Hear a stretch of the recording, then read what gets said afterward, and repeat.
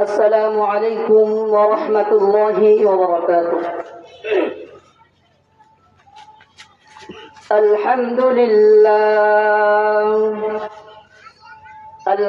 لله نحمده ونستعينه ونستغفره ونؤمن به ونتوكل عليه ونعوذ بالله من شرور أنفسنا ومن سيئات أعمالنا.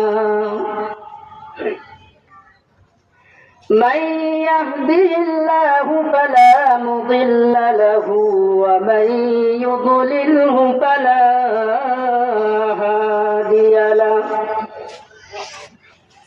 ونشهد أن لا إله إلا الله وحده لا شريك له. ونشهد أن سيدنا وسندنا وحبيبنا وطبيب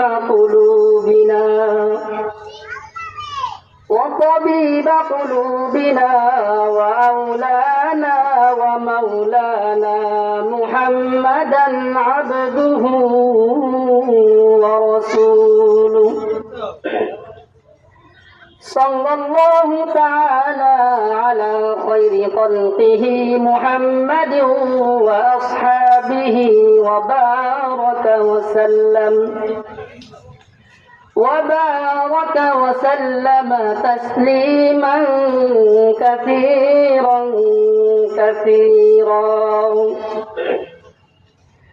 الذي أرسله بالحق بشيرا ونذيرا وداعيا إلى الله بإذنه وسراجا وقمرا منيرا. أما بعد فأعوذ بالله من الشيطان الرجيم. بسم الله الرحمن الرحيم. يا أيها الذين آمنوا اتقوا الله حق تقاته ولا تموتن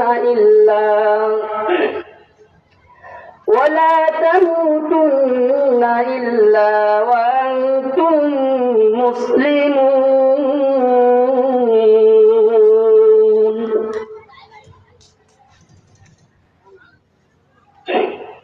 قال رسول الله صلى الله عليه وسلم: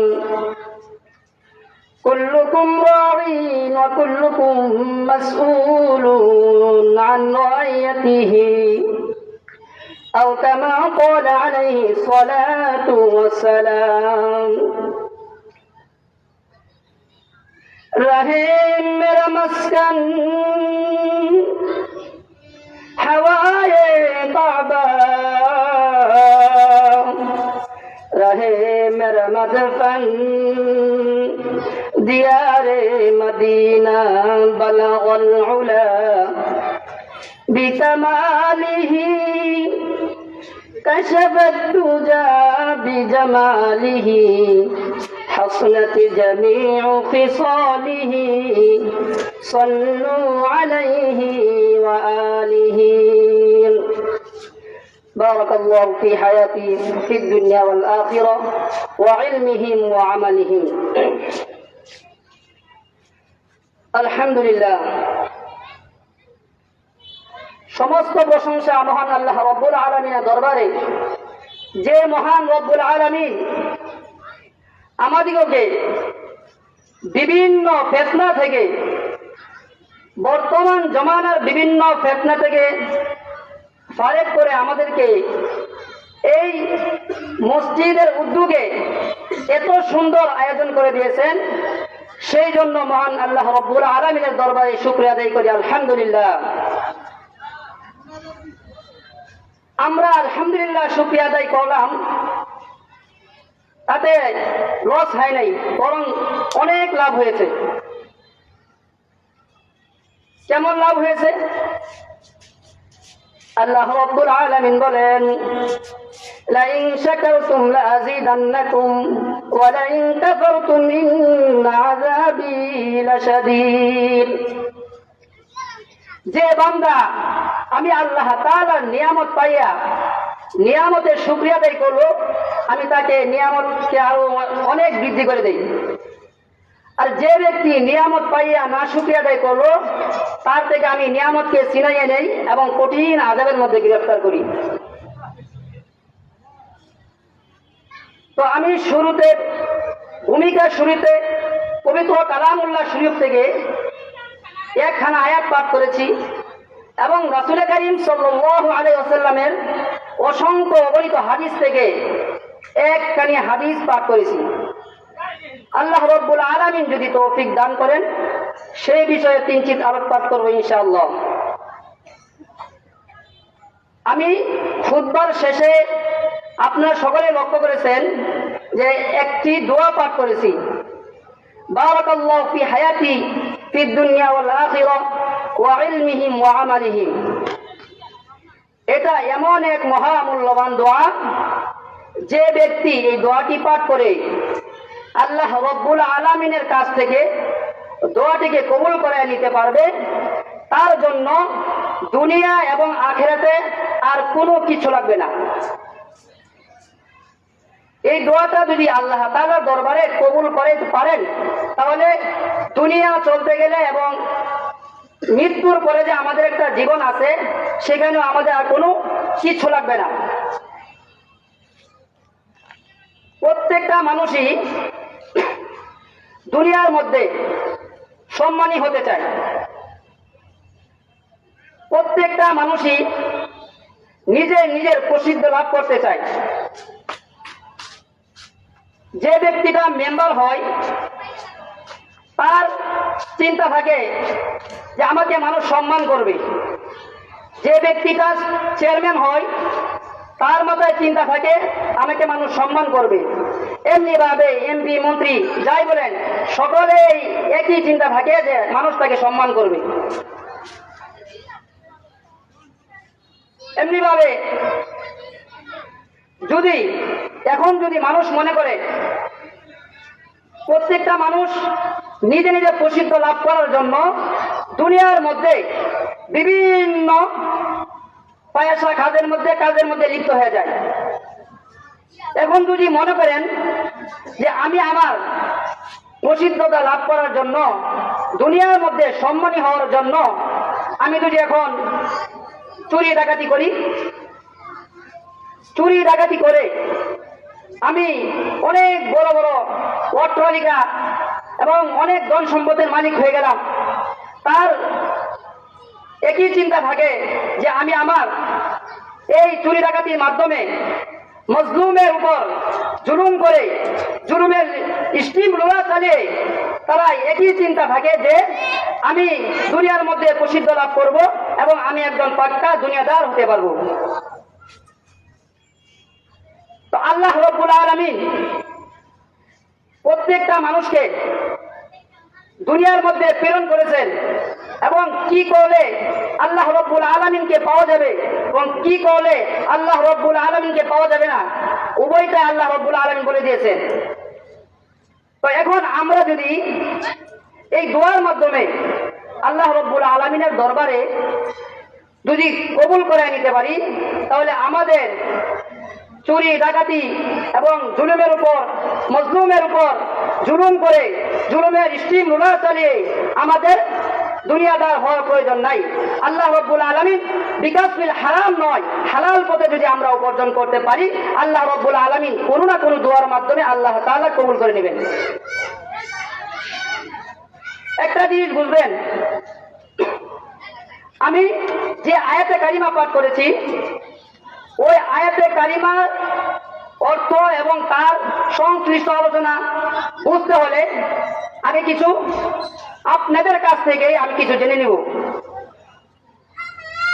বর্তমান পুরা পৃথিবীর মধ্যে প্রায় 650 কোটি মানুষ বসবাস করে। কত কোটি? 650 কোটি। তার মধ্যে 150 কোটি মুসলমান। তার মধ্যে 150 কোটি মুসলমানদের সংখ্যা বেশি না কম? বেশি। কারণ 650 কোটির মধ্যে হিন্দু, বৌদ্ধ, খ্রিস্টান আরো বিভিন্ন যত ধর্মী আছে, সব ধর্মী এখানেই লিপ্ত আছে। ওই হিসাবে মুসলমানদের সংখ্যা অনেক বেশি। তো মুসলমানদের সংখ্যা বেশি হওয়ার কারণেও আমরা মুসলমান যারা বিভিন্ন জায়গায়, যে কোনো জায়গায় আমরা আমাদের নিজের কর্তৃত্ব কাটাতে পারি না। কারণ কি? তার একটাই কারণ, এখন বিভিন্ন দিকে দেখা যায় মুসলমানরা নিজের মধ্যে বিভেদ সৃষ্টি হয়ে গেছে, যার কারণে মুসলমানরা কর্তৃত্ব কাটাতে পারে না। রাসূল কারীম সাল্লাল্লাহু আলাইহি ওয়াসাল্লাম 1450 বছর আগে বলে গিয়েছিলেন যে এমন একটা জামানা আসবে, আমার উম্মতের এমন একটা জামানা আসবে, যেই জামানার মধ্যে মুসলমানরা অন্য কাফের বেঈমান মুশরিকদের কাছে তারা জুলুমের নির্যাতনের শিকার হবে। তাদের উপর জুলুমের স্টিম রোলার চালিয়ে তাদেরকে রক্তে রঞ্জিত করে ফেলবে। তাদের কারণ একটাই, মুসলমানদের মধ্যে ঐক্য নাই।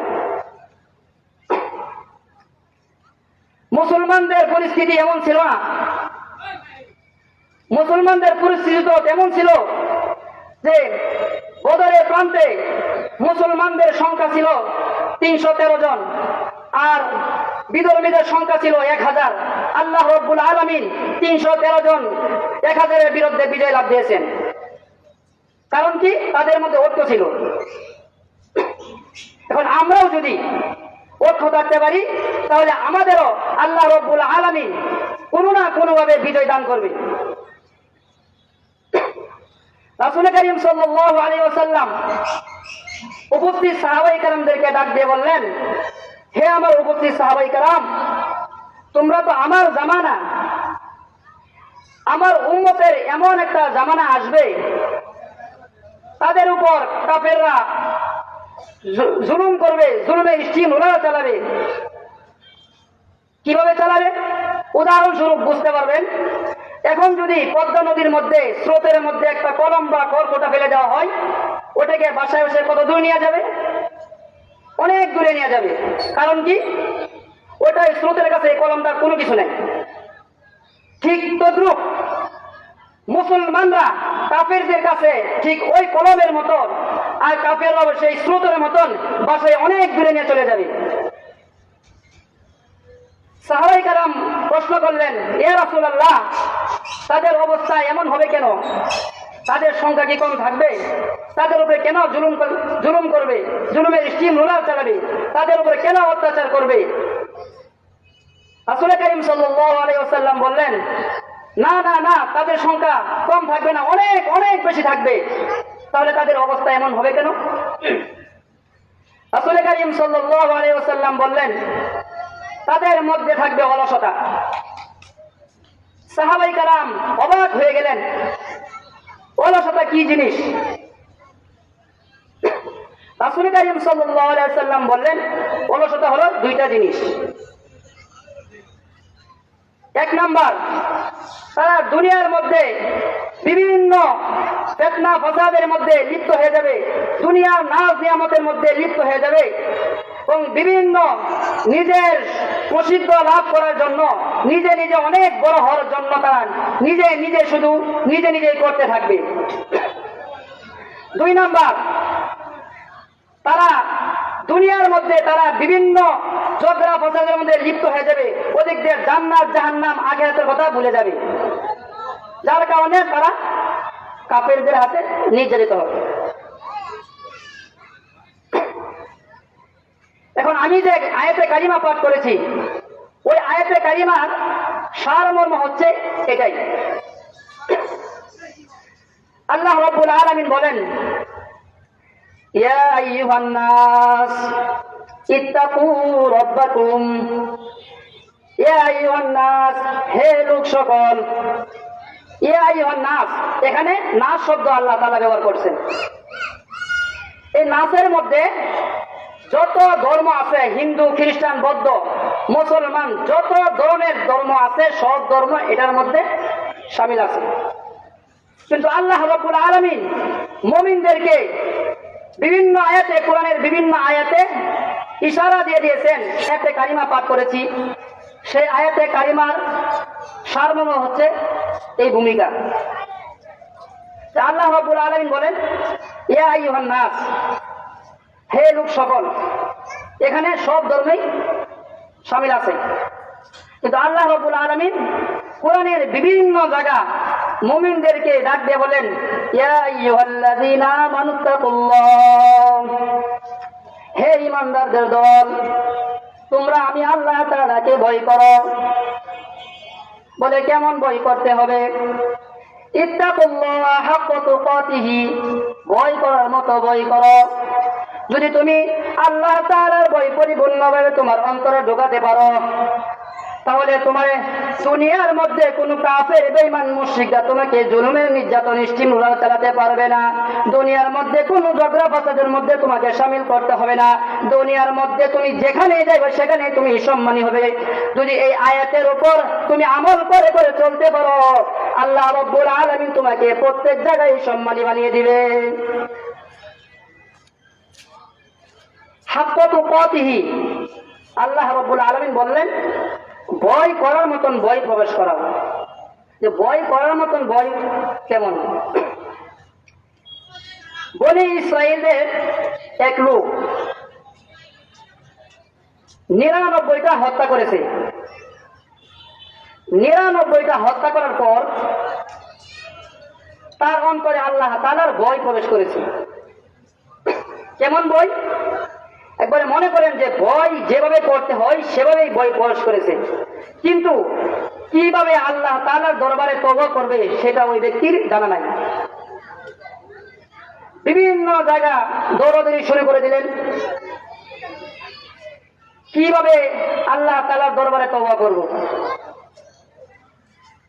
ওখানে এক আবেদের কাছে গেলেন, যাওয়ার পরে বলতেছেন, আমি তো দুনিয়ার মধ্যে 99টি হত্যা করেছি। আমার যে এক রব আছে, আমি আগে জানার পরেও বিশ্বাস করতাম না, এখন আমার পরিপূর্ণ বিশ্বাস হয়েছে এবং পরিপূর্ণ ভয় আমার ভিতরে প্রবেশ করেছে। তো আমি আল্লাহ তাআলার দরবারে তওবা করতে চাই, কি বলে তওবা করব? ওই ব্যক্তি উত্তর দিলেন, তুমি 99টা হত্যা করো, হত্যা করার পরেও তুমি আল্লাহ তাআলার কাছে তওবা করবে, আল্লাহ তাআলা তোমাকে এমনি মাফ করে দিবে। ওই লোক রাগ হয়ে গেলেন। রাগ হইয়া বলতেছেন যে যেহেতু আল্লাহ তাআলা মাফ করবেই না, 99টা হয়ে গেছে, একটা কেন বাকি রাখবো? আস্তে করে তরবারি বার করে ওনাকে মেরে দিলেন, 100 পূর্ণ করলেন। কিন্তু আল্লাহ তাআলার ভয় এখনো তার থেকে বের হয় নাই, এখনো ভয় কাজ করতেছে।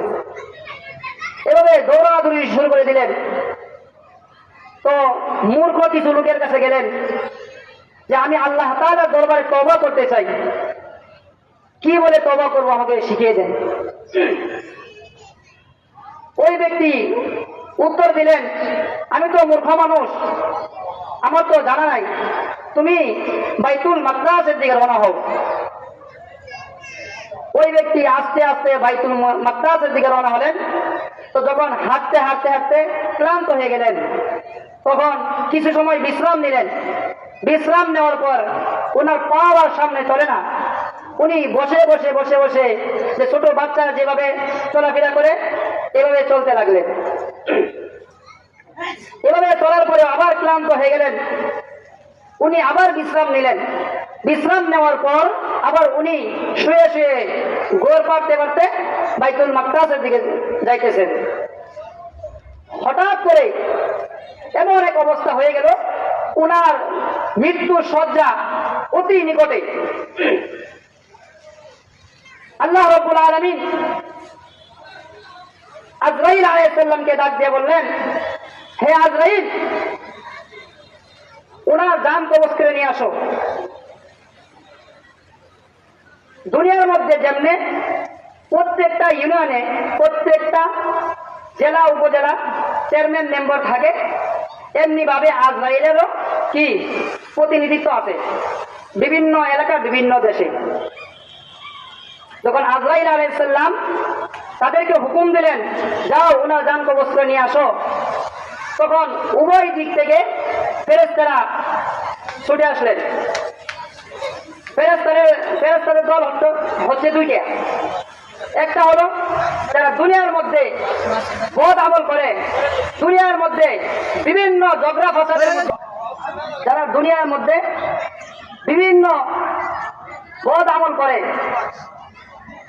তাদের জান কবজ করে একদল ফেরেশতা। যারা দুনিয়ার মধ্যে আল্লাহ তাআলার হুকুম আহকাম মেনে চলে, রাসূল করিম সাল্লাল্লাহু আলাইহি ওয়াসাল্লামের সুন্নাত মোতাবেক চলে, তাদের জান কবজ করে একদল। তো উভয় দল উভয় দিক থেকে ছুটে আসলেন। তখন উভয় দলের মধ্যে, ফেরেশতাদের মধ্যে বিভেদ সৃষ্টি হয়ে গেল। তো উনার জান আমরা কবজ করব, তারা বলে না না না, আমরা কবজ করব। উনি তো তওবা করতে চাইছে, মাত্র তওবা করার নিয়ত করেছে, এখনো তওবা করে নাই। আল্লাহ রাব্বুল আলামিন তার তওবা কবুল করে নাই। তো তাদের মধ্যে যখন ঝগড়া এবং বিভেদ সৃষ্টি হলো, আল্লাহ রাব্বুল আলামিন তাদেরকে যে আজরাইল আলাইহিস সালামকে ডাক দিয়ে বললেন যে, হে আজরাইল, আমার কিছু ফেরেশতা আমার নিকট নিয়ে আসো। যখন ফেরেশতারা আসলেন, তাদেরকে আল্লাহ রাব্বুল আলামিন বললেন, যাও ওই ব্যক্তিকে নিয়ে তোমরা উঁচা করে বাইতুল মাকদাসের দিকে ফেলে দিয়ে আসো। তো ফেরেশতারা উনাকে বাইতুল মাকদাসের দিকে ফেলে দিয়ে আসলেন। তারপর বলতেছেন, আজরাইল আলাইহিস সালামকে বলতেছেন, যাও দুই দল ফেরেশতাদেরকে বলবা যে তারা উভয় দিক থেকে মাপ দিবে। যদি বাইতুল মাকদাসের কাছাকাছি হয় তাহলে ওনাকে নেককার ফেরেশতারা জান কবজ করবে, আর যদি তার বাড়ির নিকটে হয় তাহলে বদকার ফেরেশতারা তার জান কবজ করবে।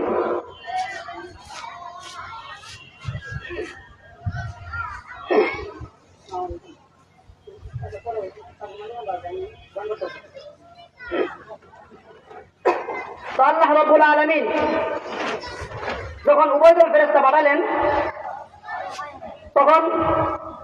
যখন বাইতুল মাকদাসের দিকে ফেলে দিয়ে আসলেন, ফেরেশতারা উভয় দিক থেকে মাপ দিল। তখন দেখলো যে তার নিকট বাড়ি থেকে 1 বিঘত বেশি, আর বাইতুল মাকদাস আর 1 বিঘত সামনে বাকি আছে। আল্লাহ রাব্বুল আলামিন বললেন, তার জান কবজ করবে নেককার ফেরেশতারা। এখন বলেন, যে ব্যক্তিটা তওবা করতে জানে না, কিন্তু তার ভিতরে পরিপূর্ণ ভয় প্রবেশ করেছে, এই যে ভিতরে একটা ভয় সৃষ্টি হয়েছে, আমি মূর্খ, আমি জানি না কিভাবে তওবা করতে হবে।